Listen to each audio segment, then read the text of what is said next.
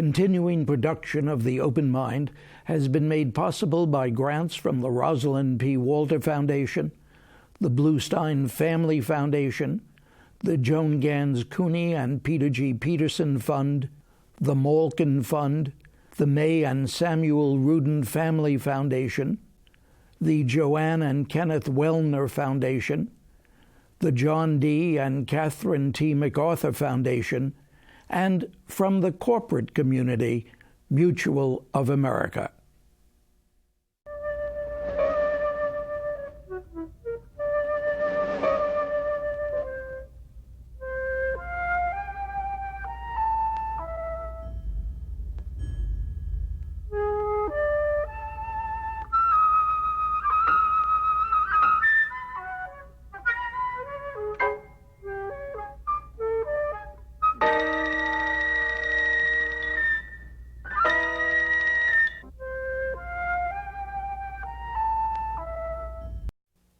I'm Richard Heffner, your host on The Open Mind, and this is the second of two programs with journalist, historian, biographer Evan Thomas, whose most recent volume is Little Brown's The War Lovers, his compelling account of America's rush to empire at the end of the 19th century and the roles played in that rush by Theodore Roosevelt, Henry Cabot Lodge, William Randolph Hearst, and other quite extraordinary figures. Now, this is not a book about America's past alone, to be sure. As much splendid history and biography as Evan Thomas has written, he has for too many years been a journalist, particularly as a writer and editor at Time and Newsweek magazines, for the war lovers not to be quite present-minded.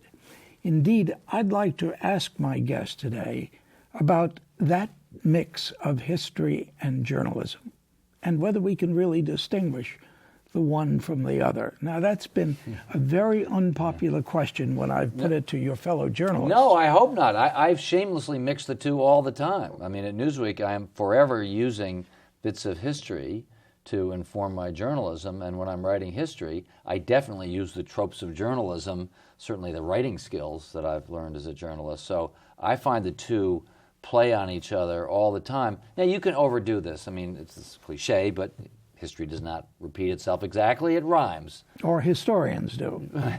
Right. But it does rhyme. And so there are useful lessons. And I sometimes joke with my colleague John Meacham at Newsweek that if I write one more paragraph about the Cuban Missile Crisis, I'm going to have to quit because there are some historical analogies that we use again and again and again. But I think that journalists are much better journalists if they're informed by history, because although circumstances change, human nature doesn't change all that much, and there are recurring themes that come up that can help educate us about the present. So I gladly embrace history as a tool in journalism, and the reverse is also true. I do think that history needs to be read. Popular history needs to be read, and you got to make the story move. You have to tell a story. And I learn, after I've been writing cover stories for news magazines for decades now, I've written hundreds, I know how to make a story move. And that's a skill I learned on deadlines, writing for mass magazines, large audiences, trying to make things simple and clear and direct and make it be entertaining. And I think that's useful. And certainly when I'm writing history, I want the story to move. Now, what about the mutual responsibilities of the historian and the journalist? Well, they're there. I mean, we like to joke at Newsweek that, or not joke, it's a serious statement by the late Philip Graham, that Newsweek is the first rough draft of history. And we write, or I certainly have written in this kind of omniscient tone, Olympian tone, but we know there's something slightly, this is a harsh word, fake about it. Sometimes we seek to be more omniscient than we actually are, because it's the first draft. We're often writing about events as they happen, in real time. One reason why I write books is because it gives me the freedom, the luxury, the chance to go back in time and write a second and third and a fourth draft of history to find out what really was going on. You never get the truth. You know that. You never totally get the truth. But you can get closer to it than I can in my day job at Newsweek. I can Because I can get into the letters, I can get into the records, I can get into, and again, I never get it, whatever it is, because I don't even know it about myself, much less Teddy Roosevelt 100 years ago. But you can get closer. And somebody especially like Roosevelt, who wrote a lot of letters and was frank and politically incorrect as all get out, we have an expression in journalism, getting in their heads, to get in the head. And I think I did get in Teddy Roosevelt's head in The War Lovers and Lodge and Hearst and others. And I really can't do that. I mean, I try to do it at Newsweek. We do try, but it's harder because it's more real time. The White House has their defenses up. They're spinning us. There are many impediments to actually finding out what's truly going on in real time. This business of getting inside their heads, your subjects in The War Lovers, for instance, too much psychology? Well, that's a fair question, and there's a lot of... I never use psychological jargon, just for that reason. It's off-putting. I don't use any kind of Freudian terminology. I might mention Oedipus every now and then, but, I don't... I definitely am careful not to use but I'm informed by psychology. I am informed by it. And yes, there's endless debate. Well, who was it? Erik Erikson, who started the whole idea of psychohistory long ago, writing about Luther, was it?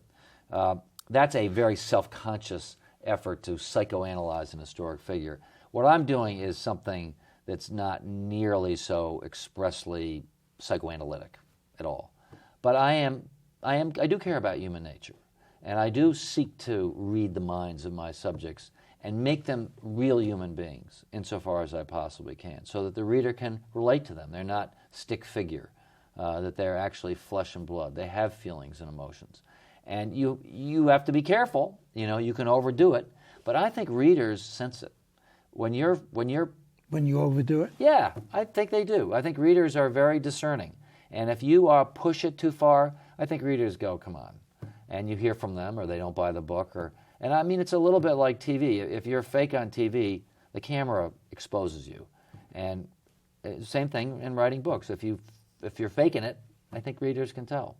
Well, let's go back to this business of responsibilities.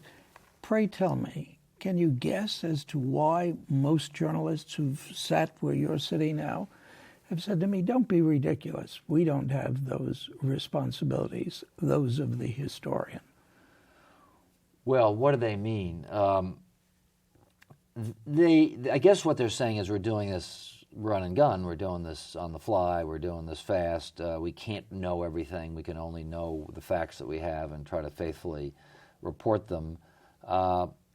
Academic historians certainly have a discipline that I don't think your average newspaper reporter has. They're doing somewhat different things.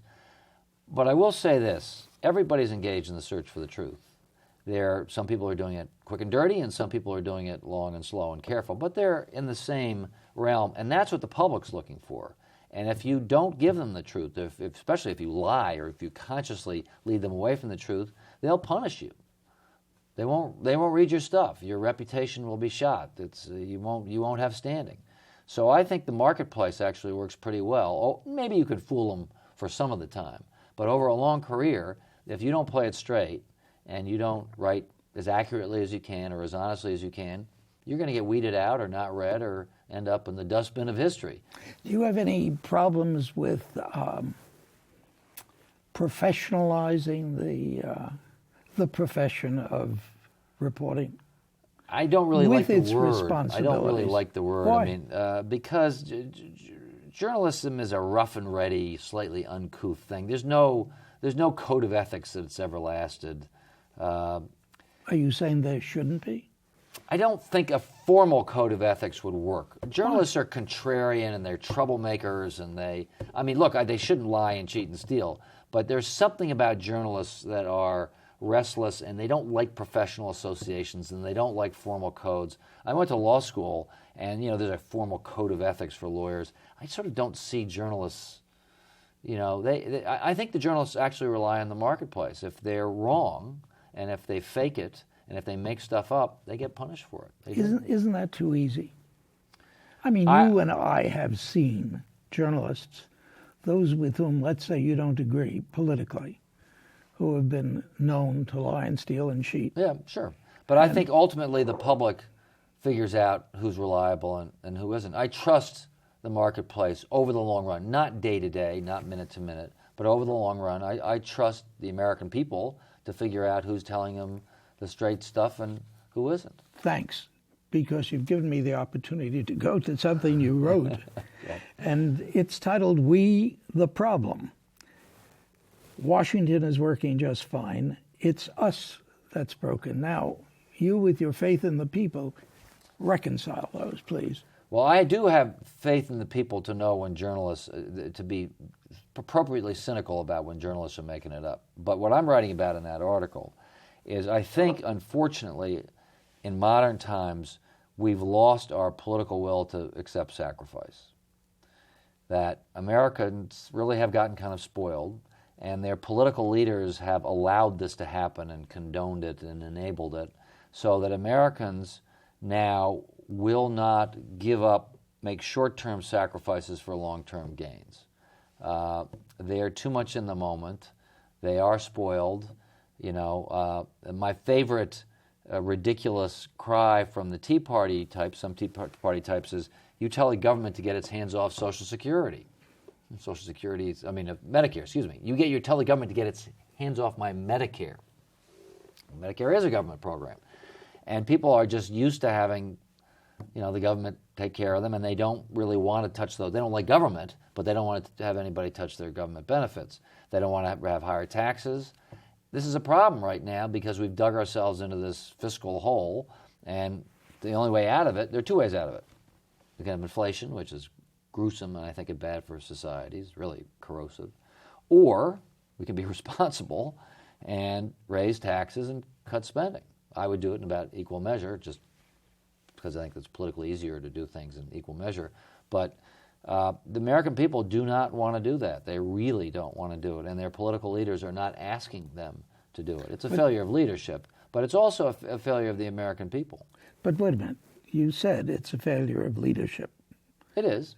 But the leaders are reflecting, it is a failure of leadership, and I believe that, and I've written that. But the leaders are reflecting deeply held popular attitudes. And Congress is a pretty good bellwether of this.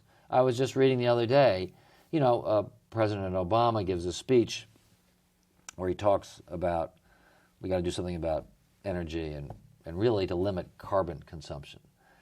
A couple of days later, I'm reading the paper, and I think it was Senator Reid says, there's just no way we're going to raise taxes on energy. No way. Not a chance. We're not going to have any kind of carbon tax. We're not going to make people pay more for that. So the president can be inspirational on TV from the Oval Office, but down where it matters in Congress, where they're actually passing the laws, you have the Senate Majority Leader just brush it off. Okay, now, wonderful paragraph, sad paragraph, period, and go on to the next thing. What do you think is going to happen to us? Well, usually what shakes you out of your lethargy is some terrible crisis, and Americans have responded well to crisis, but typically it's been war. We are willing to sacrifice in times of war. Not this past one. Well, not this one, I mean. Not this one, but that's because there's no draft, and it's a war that our professional military has carried, and they're able to carry it barely, but they're able to carry it, so the rest of us can just put it out of sight, out of mind. I mean, there should be a draft. If there was a draft, we'd be feeling it. Middle-class people like me with kids would be feeling it a lot more directly, and I think the country would be responding differently. But we have an all-volunteer professional army that is just strong enough to take on the burdens that we keep heaping on them, although we're forcing them to have 4 or 5 tours of duty, and we're heaping a lot on it, but they're pretty stoical about it, and so that we're able to turn and look the other way. So a real war, big war, would probably force us to step up to this. It's hard to envision exactly what else would do it. And even 9/11, President Bush called on us to do more shopping. That was the nature of the sacrifice. That would have been a good time to ask for sacrifice, but he didn't do it. Some greater crisis, it's hard to envision exactly what it might be, but I would like us to make these sacrifices before we have what I truly fear is that we just start printing money to get, because we can do that. You can inflate your way out of massive debt. It's been done before, hyperinflation, and it's always ugly when it happens. I don't want to get to that point. Now, I know there's a whole school that says that we shouldn't worry too much about the deficits, and Krugman writes about this all the time. We need to spend more money now and gen up the economy. And you could debate all that, but even Krugman would admit that eventually we have to deal with these debt problems. Maybe not today at this instant, but yes. I mean, the number that always sticks with me. Yeah. For a long time, about 20% of GDP has come in as taxes. 20%, basically 20% of GDP comes in as federal taxes of our economy, comes in as taxes. Within a few years, 25% will be going out as spending. That is a big gap. A fifth coming in, a quarter going out. That's too big a gap. Economic growth is not going to solve that. I haven't talked to anybody who thinks we're going to have some miracle next big thing, green growth or something, that we're going to be able to bridge that through growth. The only way to bridge that gap is by cutting spending or raising taxes or printing money and just inflating your way out. I don't want to get to that point. So I wish that we would wise up and start dealing with these, particularly in the entitlement programs as the baby boomers age. I mean, the numbers are quite shocking about all this. And you can be, it's sort of boring fiscal stuff, who cares? But we're going to care. We're going to care. Do you think, going back to this question of responsibility in the press, do you think the American press has dealt with that phenomenon? No. The American press is terrible on it. There are some sort of deficit hawks who write columns about it. Mm-hmm. I whine about it occasionally in the pages of Newsweek, but I wouldn't say collectively the press is interested in it at all. I would say journalists have not really gotten on this. It's too far down the road. In the cable TV culture, it's much more what's in the moment. It's the oil spill, or if Iraq is heating up, that, or Afghanistan, or some poor teenage girl who's been abducted, or it's not. They're not looking down the road at boring questions like the percentage of GDP. That cable TV just doesn't do that, and journalists do play off of, even mainstream journalists play off of cable TV. They're much more in the moment. Although columnists do write about this. You have a thing about cable TV. I do. I think it's terrible. I really do. I mean, I go on it. What is its quality that... Because I think it's too much airtime chasing too little news. There's not enough real news. In 1960, up to 1963, the evening news shows were 15 minutes. And when they expanded in September 1963 from 15 minutes to half an hour, they worried at CBS and NBC and ABC whether there'd be enough news to fill it. 1963, that's Martin Luther King giving the I Have a Dream speech. Vietnam is heating up. Kennedy's shot. There's plenty of news, but they don't think there's a half an hour. Now we've got all these networks filling 24 hours. So there's way too much airtime being filled. And so they have to fill it cheaply because there aren't big audiences, there are little audiences. And so they fill it with noise, with just, yammering. Now, I'm a noisy person, and I get out there and yammer. I've shot my mouth off on, all sorts of news shows. Cable. And, I'm, especially when I'm trying to sell a book. Can't wait to get on cable. So I'm an offender on this. But you ask me, I don't think the cable TV is all that healthy because it keeps us mired in the moment and puts these unnatural pressures, particularly on the White House. Right now, I'm thinking about right now, I just watched the White House wants to ignore cable TV but can't. They eventually get sucked in by the incessant chatter, the need to come on, show that you're empathetic, President Obama, or show that you're angry. And I don't think that's really who he is, but he gets drawn into it. I don't think that's a great thing. What was it that you said about Obama that get everybody up in the air? I made the mistake of stupidly comparing him to God, or so it was read. You can go watch the YouTube yourself. What did you say? I said that he is holding himself up above like a god, that there's a kind of aloofness to and a kind of above-it-all quality to President Obama. But I said it inelegantly on one of these stupid talk shows on Hardball with Chris Matthews, and I've been getting hammered for it, and rightly so ever since. The blogs have been after me, and particularly because it confirms the notion in right-wing TV that, sure enough, there is a liberal conspiracy. All those liberals think that Obama is God. Well, look at that guy, Evan Thomas. He looks like a liberal, and he says Obama's God. So it confirms that it's a useful tool. I gave him a stick to hit And they beat you. They And beat you. They beat you. They did, and I deserved it because I did deserve it in the sense that there I am on TV shooting my mouth off. I did not say it. Anybody can watch a clip. It's on YouTube. You can make your own judgment on it. But I didn't word it as well as I should have. No liberal conspiracy. Forget the word conspiracy. What about your fellow journalists? We know that at Fox, nobody's going to say liberal conspiracy or liberal anything. I think there's a liberal bias in the mainstream media.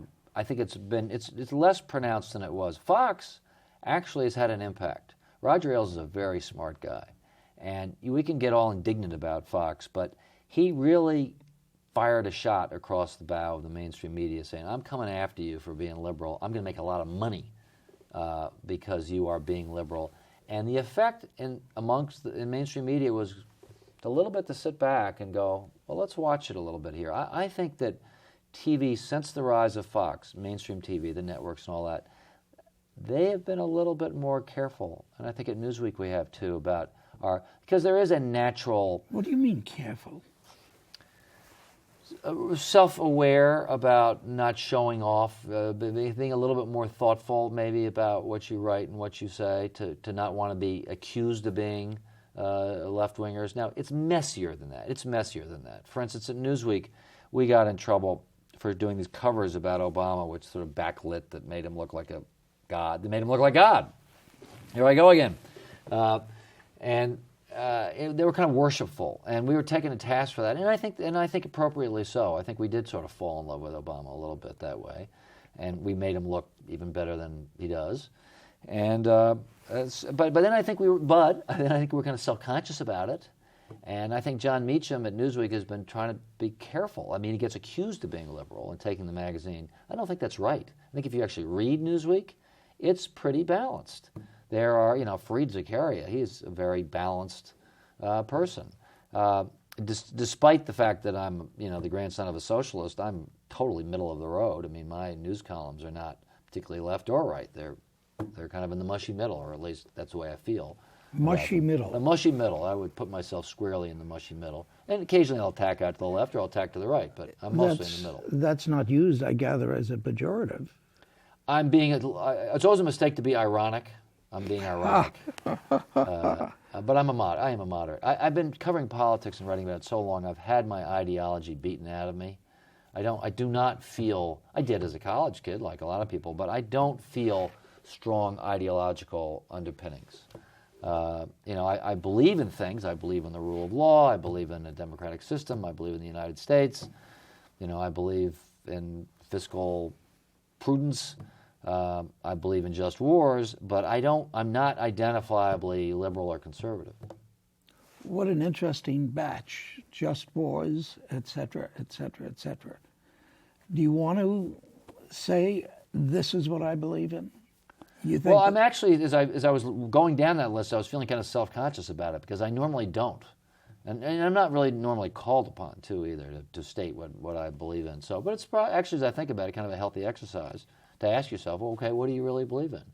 I really do believe in the rule of law because in societies where they're run by young men with guns and dictators, that's very scary to me. And much of the world, power is at the end of a gun, and it's really the strong guy, or particularly the strong young guys, who run the show, or it's done by favors and friends. And much as I get exasperated by lawyers, too many lawyers in a legalistic society, the rule of law is a great gift that we have in this country, and we should appreciate it and not take it for granted. We just have a couple of minutes left. What's going to happen to Newsweek? I hope we get sold to a good buyer. I heard there are 11 bidders now knocking around. What would be the definition of a good buyer? Somebody who's responsible, cares about us, cares about the values of journalism, wants to put out, not the same Newsweek because we're going to have to be reinvented. I understand that. But somebody who cares about journalism and the virtues of journalism, of getting it right and being truthful and writing for an audience that will be educated and informed by it. What happened? The business model broke. Our advertising plummeted by, I think, 30% over a couple of years. I mean, that's not a little dip. That's a crash. And it's it's a variety of things. Some of it was cyclical, the recession. Some of it was structural. because the news is free on the internet, that's a hard thing to compete with, and our advertisers started to fall away in a precipitous fashion.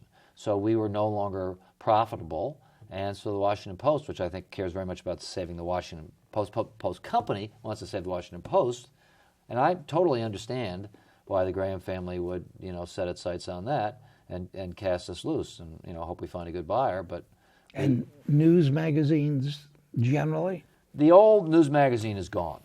The thing that I worked for and lasted for 75 years, that's gone. Time may be sort of a last man standing, but even they're not what news magazines used to be, truly Catholic in their interests, many different sections, huge staffs, international presence, writing about the week's news. That's gone.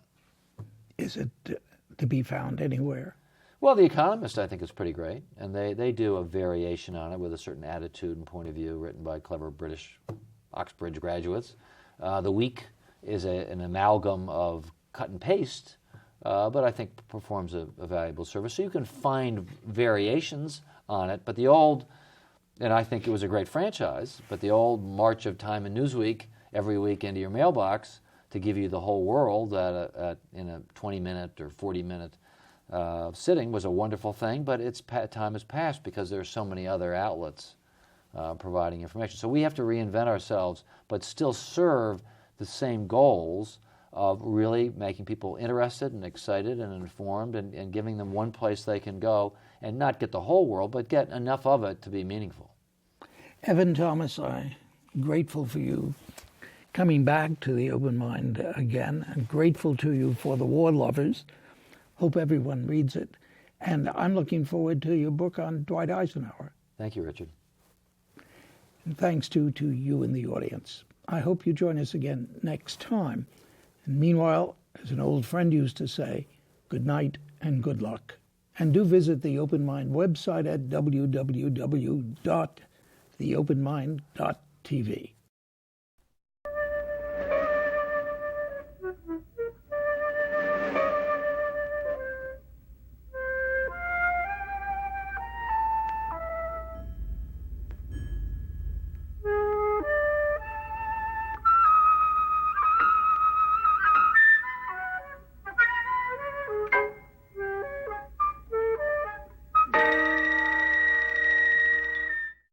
Continuing production of The Open Mind has been made possible by grants from the Rosalind P. Walter Foundation, the Bluestein Family Foundation, the Joan Gans CUNY and Peter G. Peterson Fund, the Malkin Fund, the May and Samuel Rudin Family Foundation, the Joanne and Kenneth Wellner Foundation, the John D. and Catherine T. MacArthur Foundation, and from the corporate community, Mutual of America.